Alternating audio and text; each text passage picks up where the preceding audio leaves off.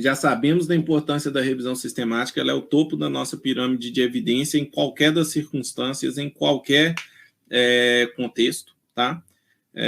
Então, a gente vai falar um pouco sobre revisão de literatura, que vocês vão encontrar vários tipos de revisões de literatura, mas a gente vai aprofundar na revisão sistemática, certo? Então, a gente tem, dentre vários outros tipos, isso aqui, tá?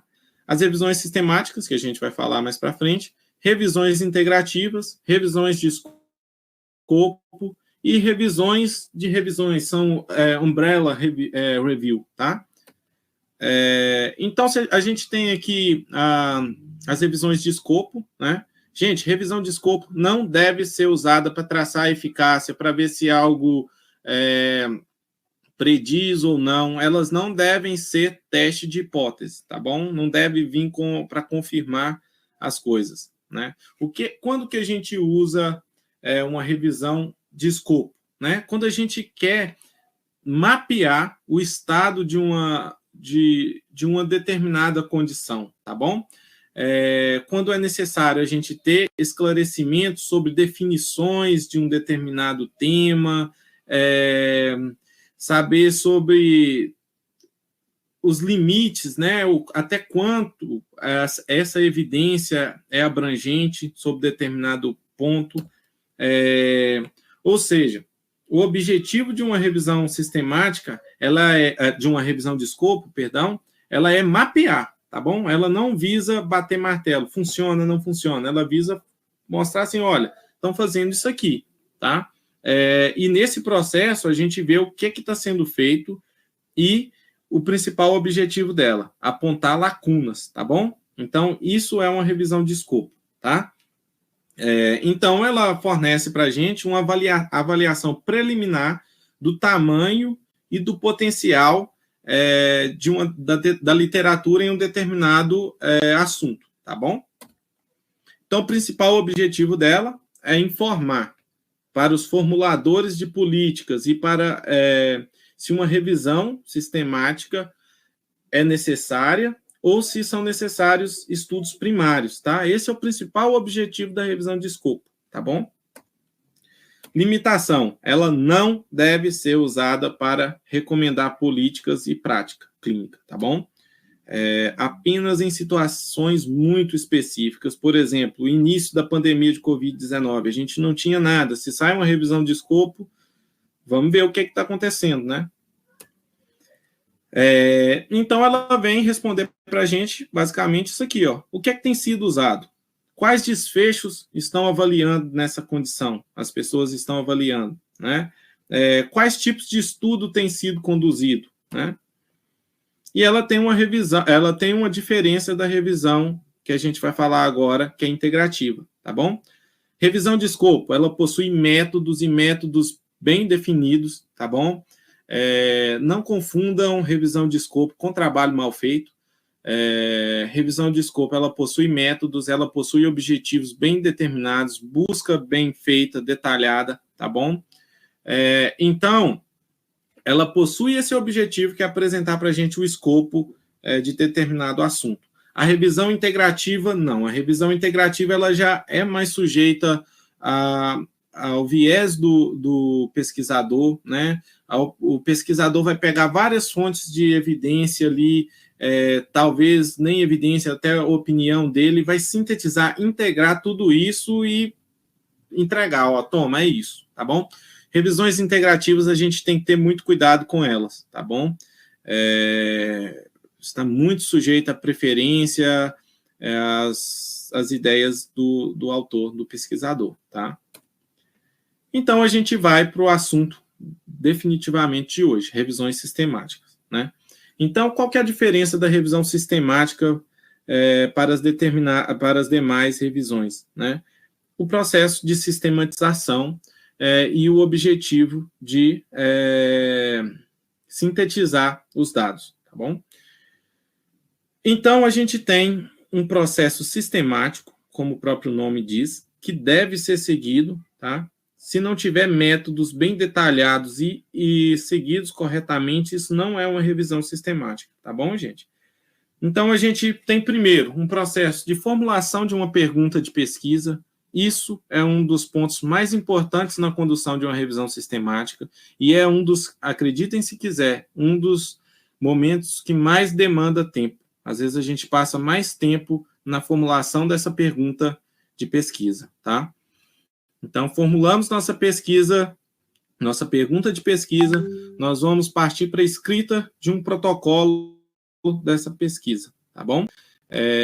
O que seria esse protocolo? Eu vou colocar ali os métodos, como essa pesquisa vai ser feita. Isso deve ser feito, esse protocolo, antes de começar a extração de dados, os processos posteriores, tá? Então, faço a minha pergunta, escrevo meu protocolo, colocando os métodos direitinho, né? Que é o que faz a minha revisão ser sistemática, tá bom? Então, pronto. Escrevi meu protocolo, vou fazer uma busca em bases de dados, tá bom? Então, a gente vai pegar lá, sei lá, Medline, Embase, Scopus, né, Cochrane, e aí a gente vai fazer as buscas ali sobre o tema, tá bom? Não vou entrar aqui em detalhes na busca, porque tem que ser uma aula ou mais sobre busca, né? Então, fiz essa busca, encontrei, sei lá, 1.000 artigos em cada uma dessas 3 bases de dados que eu achei. Então, nós temos 3.000 artigos, né? Eu vou exportar isso para um programa e vou ler todos os títulos e resumos, tá bom? Li os títulos e resumos, vi, isso aqui não tem nada a ver com o tema, já descarto. Vi, olha, isso aqui pode ter, talvez esse artigo atenda meus critérios de inclusão que eu coloquei aqui no protocolo. Se é assim, vou deixar ele aqui separado, coloco em um grupo separado, depois eu vou ler o texto completo para ver se ele tem ou não os critérios que eu predeterminei no meu protocolo, tá bom? Então, faço, depois da seleção por título e resumo, seleção por textos completos.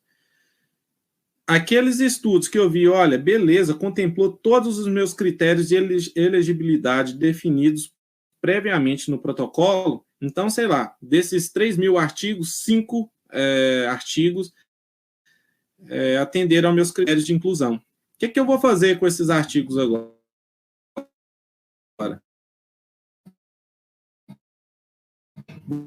Para frente, a gente vai falar sobre risco de viés e qualidade. Avalio o risco de viés desses artigos e vou extrair, sintetizar esses resultados. Posso fazer isso por meio de uma meta-análise e posso fazer isso por meio de uma análise descritiva, tá bom? A gente vai falar mais para frente sobre isso. Feito isso, artigo pronto, vou para publicação, tá bom? As revisões sistemáticas, elas eclodiram com o surgimento da Cochrane, certo? A colaboração Cochrane, que que traz todas as diretrizes mais detalhadas sobre condução de revisão sistemática, né? Nós temos o handbook da Cochrane. Qualquer pessoa que for conduzir revisão sistemática tem que ler esse handbook, ou pelo menos consultar, né?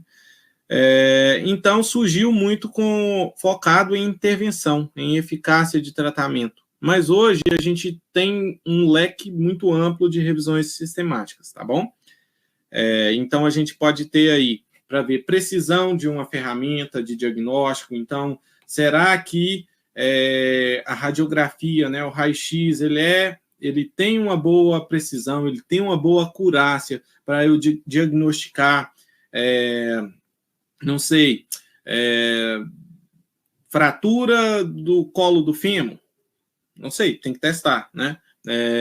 Medição para identificar fatores prognósticos, fatores de risco. Então, eu tenho revisões sistemáticas disso. Tem um leque muito amplo hoje de revisões sistemáticas, né? Aqui eu trouxe um exemplo de revisão sistemática de eficácia de intervenção, tá bom? É uma revisão Cochrane que objetivou, né, ver a eficácia da paroxetina, que é um antidepressivo, versus os outros antidepressivos, né? Então, aqui é uma revisão sistemática de eficácia de intervenção, um exemplo, certo? Daqui, eu tenho um exemplo de revisão sistemática de acurácia, ou seja, o quanto um teste, um exame é bom para diagnosticar ou identificar, fazer um rastreio de uma determinada condição de saúde, né? Então, aqui o objetivo era ver ferramentas, né, de autorrelato ou história subjetiva para diagnóstico de pacientes com dor lombar, né, não específica, com sintomas em extremidades inferiores. A gente tem as revisões sistemáticas de prognóstico, de fator prognóstico, de fatores de risco, como eu disse, né? Então, aqui, fatores prognósticos de retorno ao trabalho e incapacidade na depressão, né? Pacientes com depressão. Aqui a gente tem um outro tipo de revisão sistemática, que é a de prevalência, né? Eu quero saber o quanto acontece de prevalência, né? Então, em 100 casos, quanto, né?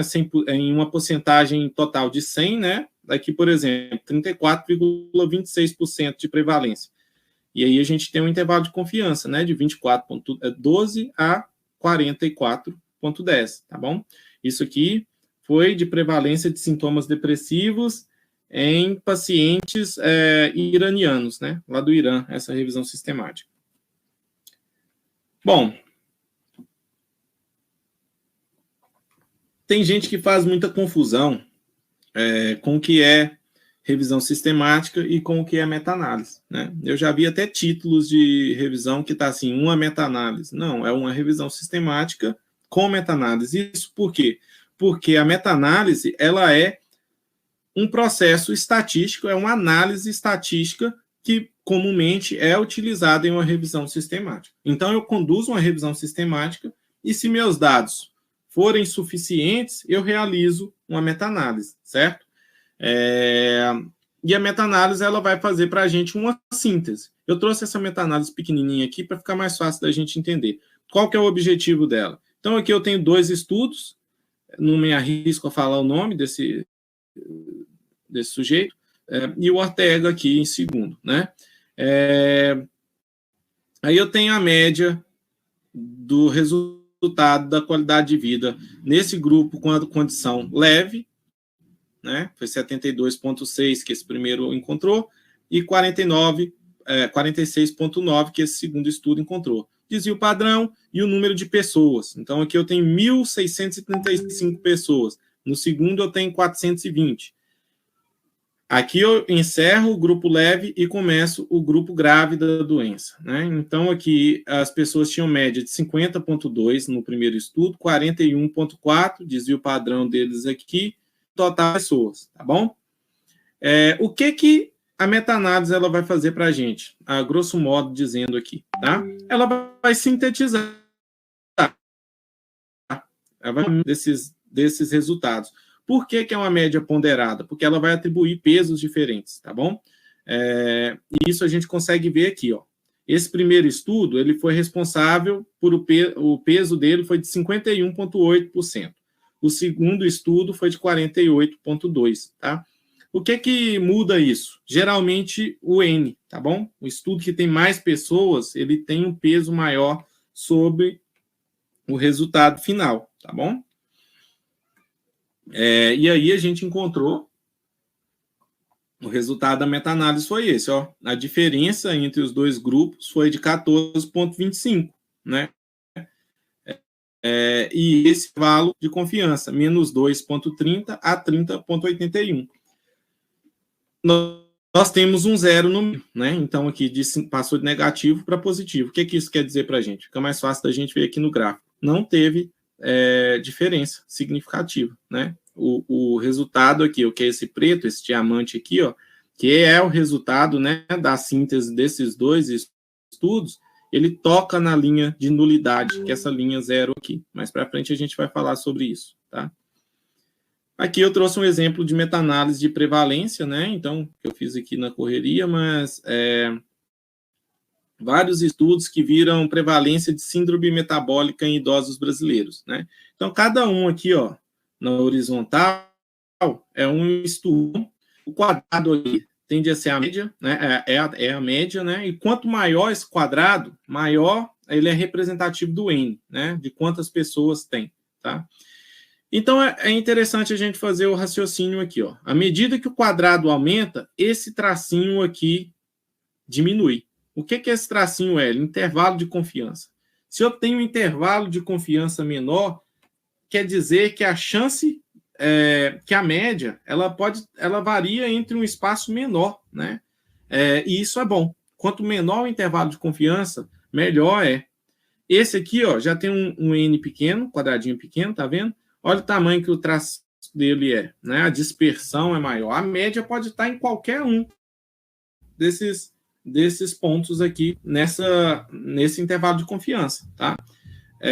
E aqui a gente tem o diamante, que é a síntese, a média ponderada de todos esses, tá bom? E na meta-análise de prevalência, ele vai dizer para a gente aqui, ó, qual a porcentagem, né? Aqui em proporção. Mas aí a gente consegue ver aqui, ó, porcentagem de 47%, né? Mais ou menos aqui onde o diamante está. Então, beleza. O que eu queria deixar claro aqui é o seguinte: revisão sistemática é um tipo de estudo. Meta-análise é um tipo de análise estatística que pode ser utilizada na revisão sistemática, tá? Por que as revisões sistemáticas são importantes, gente? Nós vimos, primeiramente, que elas são o topo da evidência, né? Mas beleza, então, prefiro, então, sei lá, ler os artigos na íntegra, né? Vou ler estudos primários. Só que a maioria dos profissionais, e dependendo do tempo, eu arrisco dizer que ninguém dá conta de acompanhar o ritmo do desenvolvimento científico em determinadas áreas, né? Então, é necessário que tenha essa síntese de evidência de alta qualidade. A gente vai ter maior assertividade, que a gente vai ter uma imprecisão menor, né? E a gente vai achar um resultado mais sintetizado, que vai evitar da gente ler, por exemplo, 50 artigos, né? A revisão sistemática, quando a gente for ler,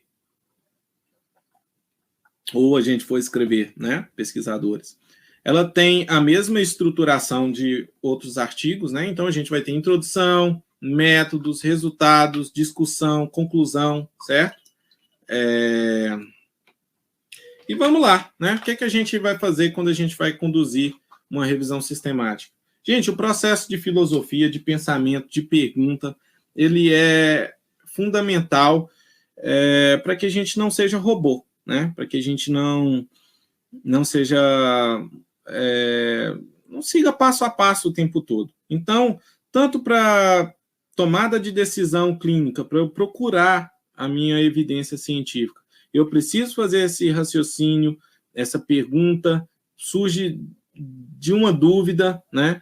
Quanto na elaboração de um estudo, né? O estudo surge com a pergunta, né? Então, o processo ali de inquietação filosófica, de pensamento, é crucial para a condução de boas pesquisas e para a tomada de decisão mais assertiva, tá bom? Então, lá no meu dia a dia, atendendo o paciente, me deparei com um problema, né? Eu falei, não consegui achar nada sobre esse assunto, mas existe uma teoria tal de mecanismos aí importante, aí eu vou fazer uma pergunta de pesquisa, tá bom? No caso da revisão sistemática é diferente. Talvez eu vi ali vários, por exemplo, os RCTs, né? Vários ensaios clínicos, um sugeria que funciona, outro que não, outro que sim com efeito muito grande, outro que sim, mas com efeito pequeno, mas não vi nenhuma revisão sistemática. Ninguém sintetizou isso, né? E é importante. Então, eu identifiquei o problema, né? O que eu tenho que fazer agora? Vou definir o delineamento. Nesse exemplo que eu dei, se uma intervenção funciona ou não, né? o meu delineamento seria os RCTs. Se fosse, por exemplo, para eu ver prognóstico, seria os coortes, né? E com isso eu formulo a minha pergunta de pesquisa, tá? Como que é esse processo de formulação de pergunta de pesquisa? Quem acompanhou a gente aqui deve estar cansado de ouvir falar do acrônimo PICO, né? Mas é necessário, tá, gente? Então, a gente tem um P, que é a população ou problema, né? Um I, que é de intervenção, e o comparador, né? Eu estou vendo a eficácia dessa intervenção comparada ao quê, certo? E eu tenho o desfecho, né? O outcome. Então, eu formulo aqui uma pergunta com base no meu acrônimo PICO, tá bom? Como que isso ficaria? Por exemplo, nesse exemplo aqui, né? Em pacientes com depressão, pronto, já coloquei aqui meu P, né? População ou progressão. Qual a eficácia do escitalopram, que é a minha intervenção, certo? Para intervenção aqui, lista de espera, placebo, né? Enfim, sham, que é a simulação. Nos desfechos, aí eu coloco aqui qual o resultado que eu quero ver se funciona. Nikkei, né? Produtividade e intensidade dos sintomas depressivos. Será que esse tratamento, comparado a nenhum tratamento, será que ele conseguiu melhorar a produtividade dos pacientes e reduzir a intensidade dos sintomas depressivos, né? Não sei, tem que testar. Aí entra o processo da revisão sistemática. Então, gente, formulamos nossa pesquisa, partimos para a escrita do protocolo. Formulamos nossa pergunta, perdão. O que a gente tem que colocar nesse protocolo? Tudo que a gente vai fazer na revisão, tá? Os nossos métodos, tá bom, gente? Não tenham preguiça de escrever métodos, não fujam da transparência, tá? O importante da revisão sistemática é que os métodos estejam bem descritos e que, se a gente fizer uma revisão sistemática aqui em Diamantina, outra pessoa consiga, seguindo os mesmos métodos, os mesmos desfechos, fazer encontrar o mesmo resultado lá no Afeganistão, por exemplo, né? E aí, como em qualquer tipo de estudo, né? Se a gente mudou durante a realização da revisão, né? Se a gente mudou alguma coisa nos métodos, a gente tem que reportar, né? Falar assim, olha, isso aqui está diferente do que a gente escreveu no protocolo, por isso, aquilo, outro, né? Então, a gente tem que ser transparente caso a gente mude alguma coisa, tá? Esse protocolo, ele tem que ser escrito e vai ser submetido, tá? Então, a gente, em 2015, né, a gente teve o lançamento do Prisma P, que é um checklist para reportar, né, para escrita de protocolo, tá bom? Isso ajudou bastante a padronizar, né, os protocolos de revisão sistemática. Aqui eu trouxe um print dele, aí a gente tem aqui, ó, o que tem que ter no título, né? O que tem que ter com relação aos autores, né? Identificação e tal. O que tem que ter na introdução, objetivo, métodos, né? Então, o Prisma P, ele vai ajudar a gente nisso aí. Aqui eu ampliei um pouquinho. Por exemplo, o título, né? Ele tem que identificar como protocolo de revisão sistemática. Então, eu vou colocar lá, a eficácia do escitalopram comparado a nenhuma intervenção no desfecho, produtividade e sintomas depressivos. 2 pontos. Um protocolo de revisão sistemática, tá bom? Não vou ficar passando item por item aqui, porque o checklist está lá, é só ler, tá, gente? É muito simples isso aqui. Tem que falar sobre o que tem, o que é conhecido na introdução, né? Aquela mesma dinâmica da introdução com formato de funil, né? Eu saio do mais amplo, eu falo ali sobre epidemiologia, sobre o porquê é importante estudar, e vou funilando isso para fechar esse objetivo para fechar essa introdução, entrando no objetivo da minha pesquisa, tá bom? Então, final da introdução do meu protocolo tem que ter o objetivo da pesquisa, tá? Os métodos, né? Aí a gente tem que ter todos esses tópicos aqui, tá? Tem que estar detalhado, a gente tem que colocar isso no protocolo de revisão sistemática, critérios de elegibilidade, fonte da informação, quais bases de dados eu busquei os artigos, né? Como que foi feita a minha estratégia de busca, tá bom? Tudo isso tem que estar, tá? Descrito no protocolo. Aqui é um print, né, de um protocolo. Aí a gente fala aqui sobre que o protocolo será registrado, né, prospectivamente. Como eu disse, a gente tem que registrar o protocolo.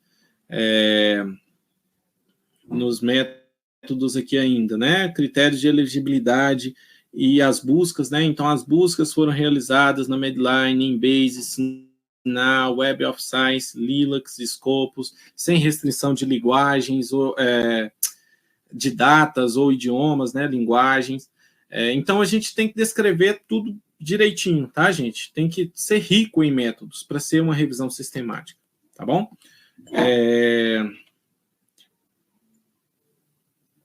Ainda nos métodos, né, a gente tem que falar de todos esses tópicos aqui, né, a seleção dos artigos, a coleta dos artigos, dos dados dos artigos, né, a avaliação do risco de viés, tá, a análise que a gente adotou, tudo isso tem que estar reportado no nosso protocolo, tá bom? Aqui o print, né, então eu coloquei, ó, tipo de estudo que vai ser incluído, estudos observacionais publicados, coorte ou transversal, né, condição de interesse. Condição de interesse será a pessoa, sintomas depressivos, né, participantes. Isso aqui era uma revisão de prevalência de sintomas depressivos em estudantes universitários, né, então aqui a gente coloca os nossos participantes.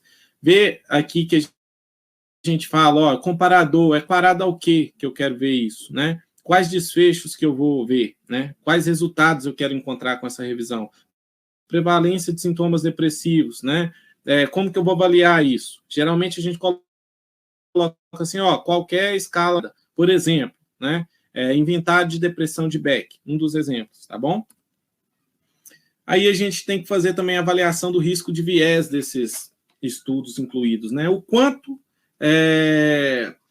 esses estudos possuem riscos que a gente deve levar em consideração quando a gente vai interpretar os resultados deles, né? Os estudos que a gente incluiu na nossa revisão, não a nossa revisão, tá bom?